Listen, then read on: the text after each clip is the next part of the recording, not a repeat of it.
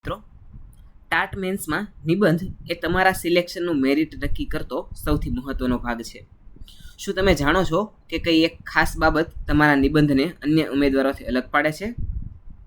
શબ્દોની શક્તિ જ પરીક્ષક પર તમારી છાપ ઊભી કરે છે. જો તમે નિબંધમાં યોગ્ય પંક્તિઓ અને ડેટાનો ઉપયોગ કરો છો તો તમારા માર્ક્સ 100% વધશે. આજે આપણે એવા જ એક મહત્વના વિષયનો નિબંધ છે તેના વિશે ચર્ચા કરીશું. તો શરૂ કરીએ આજનો વિડીયો. આજનો નિબંધ છે આર્ટિફિશિયલ ઇન્ટેલિજન્સ માનવતા માટે આશીર્વાદ કે અભિશાપ. વિજ્ઞાન અને ટેકનોલોજીના ક્ષેત્રે 21મી સદીમાં જે અભૂતપૂર્વ અને અદ્ભુત ક્રાંતિ થઈ છે તેમાં સૌથી મહત્વપૂર્ણ અને ચર્ચિત વિષય એટલે એઆઈ, આર્ટિફિશિયલ ઇન્ટેલિજન્સ અથવા તો કૃત્રિમ બુદ્ધિમત્તા. આજે આપણે એવા યુગમાં જીવી રહ્યા છીએ જ્યાં મશીનો માત્ર યાંત્રિક સાધનો નથી રહ્યા, પરંતુ તેઓ માનવ મગજની જેમ વિચારી શકે છે, શીખી શકે છે અને નિર્ણયો પણ લઈ શકે છે.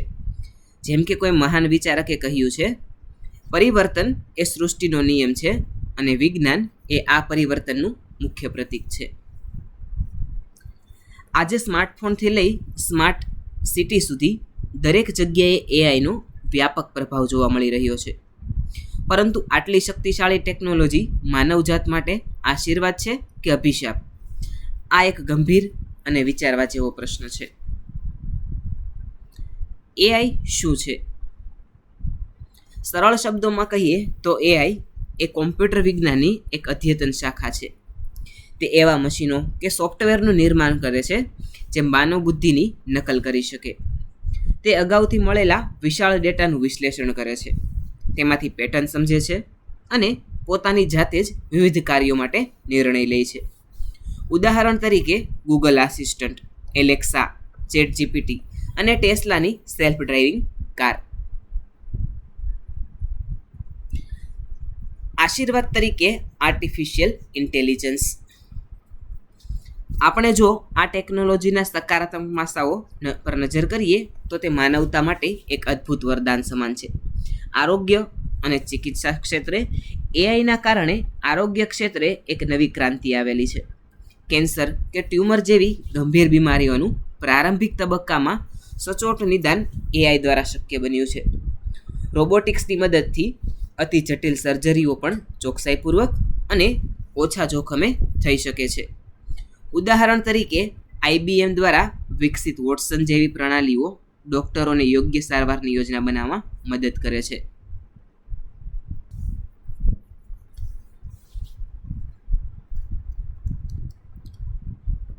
શિક્ષણ અને સંશોધનમાં ઉપયોગી. વિદ્યાર્થીઓ માટે એઆઈ એક ઉત્તમ અને વ્યક્તિગત શિક્ષક બની ગયું છે. તે દરેક વિદ્યાર્થીની ક્ષમતા અને ગતિ મુજબ શિક્ષણ આપે છે. 24 કલાક ઉપલબ્ધ ચેટબોટ્સ વિદ્યાર્થીઓની શંકાનું ત્વરિત નિવારણ કરે છે.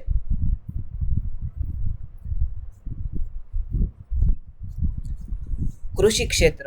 ભારત જેવા કૃષિ પ્રધાન દેશોમાં એઆઈની મદદથી પાકની ગુણવત્તા સુધારી શકાય છે. જમીનની સ્થિતિ અને હવામાનની સચોટ આગાહીથી ખેડૂતોને ફાયદો થાય છે.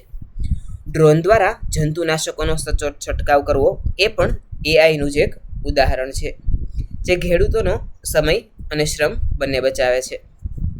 પરિવહન અને smart city. Self driving car અને સ્માર્ટ ટ્રાફિક મેનેજમેન્ટ સિસ્ટમ રસ્તા પર થતા અકસ્માતો ઘટાડી શકે છે અને ટ્રાફિકની સમસ્યાઓ હલ કરી શકે છે. અભિશાપ કે જોખમ તરીકે એઆઈ.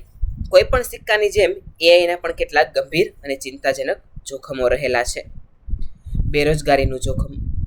એઆઈના કારણે પુનરાવર્તિત કાર્યો મશીનો દ્વારા થવા લાગ્યા છે. ફેક્ટરીઓથી લઈને ઓફિસો સુધી ઓટોમેશનને કારણે લાખો લોકોની રોજગારી છીનવાઈ જવાની ભીતિ છે.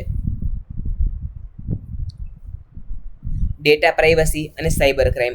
આપણી વ્યક્તિગત માહિતી ઓનલાઈન ઉપલબ્ધ છે, જેનો દુરુપયોગ હેકર્સ દ્વારા થઈ શકે છે.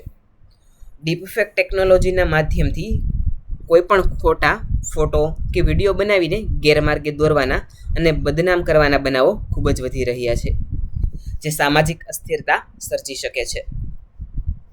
માનવ સંવેદનાનો અભાવ. મશીનો પાસે ગણતરી કરવાની શક્તિ છે, પરંતુ તેમની પાસે માનવ લાગણીઓ, દયા, કંઈ નૈતિકતા નથી.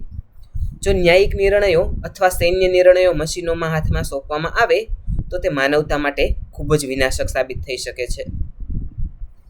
વધતી નિર્ભરતા. માનવ મગજની વિચારવાની અને યાદ રાખવાની ક્ષમતા પર એઆઈની વધુ પડતી નિર્ભરતા વિપરીત અસર કરી રહેલી છે. લોકો નાની નાની ગણતરીઓ કે કાર્યો કરવા માટે પણ મશીનો પર નિર્ભર થઈ ગયા છે. વિજ્ઞાન એ એક ઉત્તમ સેવક છે, પરંતુ એક ભયંકર માલિક છે. આપણે જાણીએ છીએ કે અણુશક્તિનો ઉપયોગ વીજળી ઉત્પન્ન કરવા માટે પણ થાય છે અને વિનાશક અણુબોમ્બ બનાવવા માટે પણ. તેવી જ રીતે એઆઈની સ્થિતિ છે.